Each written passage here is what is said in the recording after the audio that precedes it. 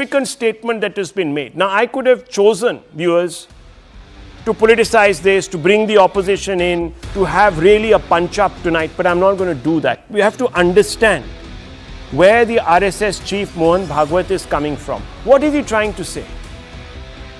He has claimed that India achieved, quote, true independence, unquote, on the consecration day of the Ram temple in Ayodhya, which was January 22nd, 2024, which is last year, almost to the day.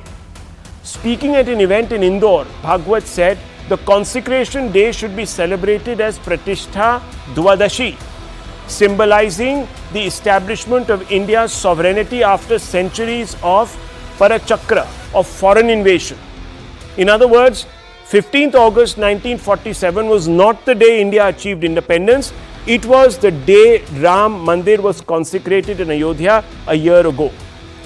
The mega consecration of Pran Pratishtha event of Ram Lalla's idol in Ayodhya, as I told you, was conducted on January 22nd, 2024, led by the Prime Minister Narendra Modi. The first anniversary of the event was observed on January 11 this year, according to the Hindu lunar calendar. Now listen very carefully to Bhagwat's views on this issue and what he believes it marks very saliently.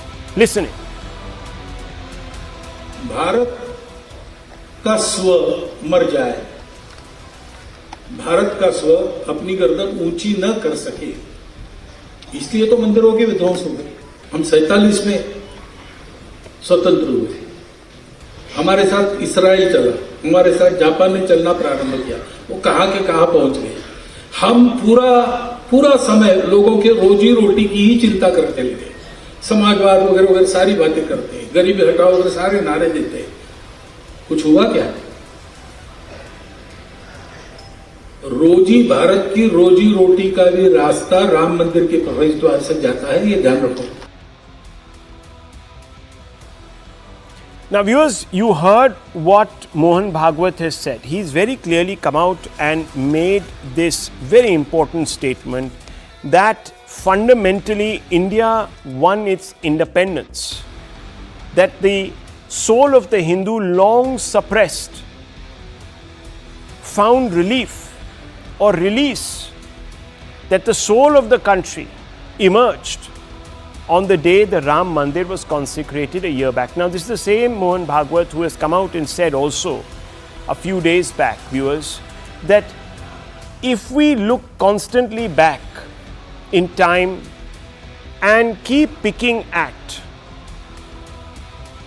the wounds of Hindus by reclaiming, for example, the desecrated symbols of their heritage, that won't be good, that we should not do that. So let's try and put into context today's remarks and what in fact Mr. Bhagwat has said a few days ago. How does this interplay? How do both of these things come together? Nilanjan Mukhopadhyay, who is an author who has written extensively on the RSS, is going to be with us. Arun Anand, author and columnist, is also going to be with us. There, in fact, is Mr. Mukhopadhyay. Arun Anand, author and columnist, somebody who knows the RSS inside out, also with us. Now, Mr. Mukhopadhyay, I have to ask you this question because it really will help us decode what Mr. Bhagwat is saying. Now, are Mr. Bhagwat's statements an acknowledgement of the trials and tribulations of a Hindu soul long suppressed? Some people are saying it is, that he is trying to only tell us that there is a history and Hindu heritage of this country was in fact vandalized greatly. Do you see this as that? Where do you think he's coming from? First of all, thank you very much for getting me on this program on a fairly important turn in this entire debate, which has been going on for the last 4.5 decades in India. Mr. Mohan Bhagwat, these are my first comments, that with this statement, he doesn't make any friends on any side. People who are opposed to the idea of Hindu nationalism, of Hindu, cultural nationalism, politics, of Ram Mandir, they are going to say that why stop at the Ram Mandir? Why not the others? So he is reiterating in a way what he said some few days ago, that you don't have to keep on finding mosques which need to be converted into temples, what they were at some point. This is something which has been going on. On the other side, those who are opposed to Hindu nationalistic politics, they are going to say that how can anything else become bigger or more important than the independence of India? How can the 22nd of January be more important than 15th of August 1947? So he's going to receive flack from all sides. And this is something which is really going to be problematic. This entire, the statement and the speech which is made, it's nuanced, yes, but he will not find any very many, supporters on either side. And he has been making very complicated and problematic statement since June 4th, when the results of the Lok Sabha elections has come out. So people would try to look at it through the prism of the slight, divergence of tactics and approach which has come about within the Sangh Parivar, especially between the RSS leadership and the BJP leadership, especially the Prime Minister, Mr. Narendra Modi, because he's the most important and the most towering leader in the BJP. So I see it being looked at from that perspective. Okay, so are you also suggesting, therefore, that perhaps it's an attempt at damage control for what he has been saying over the last few, in fact, not just in the last few months, but for the last few years? I remember in my book, I had brought out the fact that he had, at one time in an interview to Panjanya, he had come out and said, look, we should not be excavating every mosque looking for the symbols of a long suppressed civilization, Hindu civilization and heritage, because that will lead to further cracks in our society. So are you saying that after those, when he got a lot of sort of backlash from the hard right, he's now trying to balance?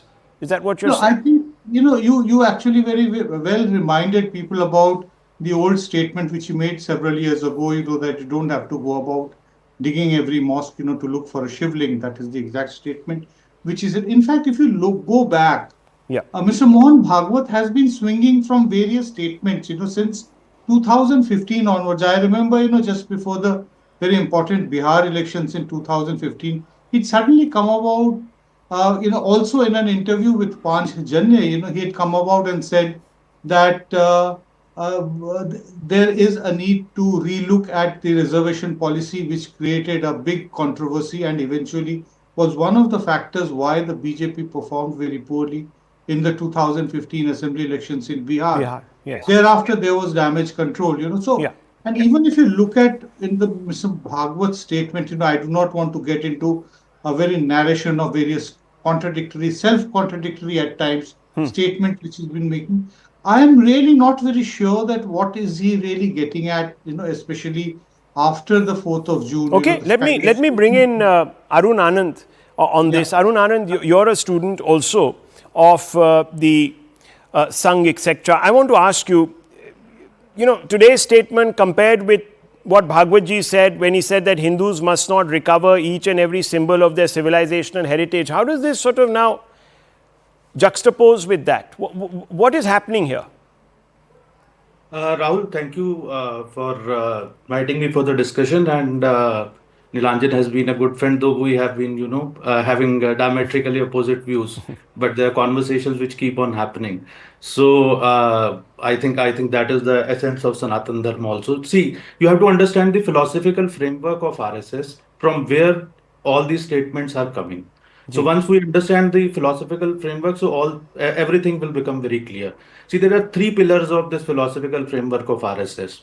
The key objective of RSS is to transform the society, and transformation of society means everybody should be able to realize one's best potential. The second pillar is that RSS is not an organization within the society. It is just organizing the society. The third pillar is basically that when the society is transformed, then RSS should vanish and nobody should even mention the name of the RSS, right? Because it is RSS, it is not RSS which has organized the society. And the last one, which is very important, is that RSS believes that there are two categories of people in the society.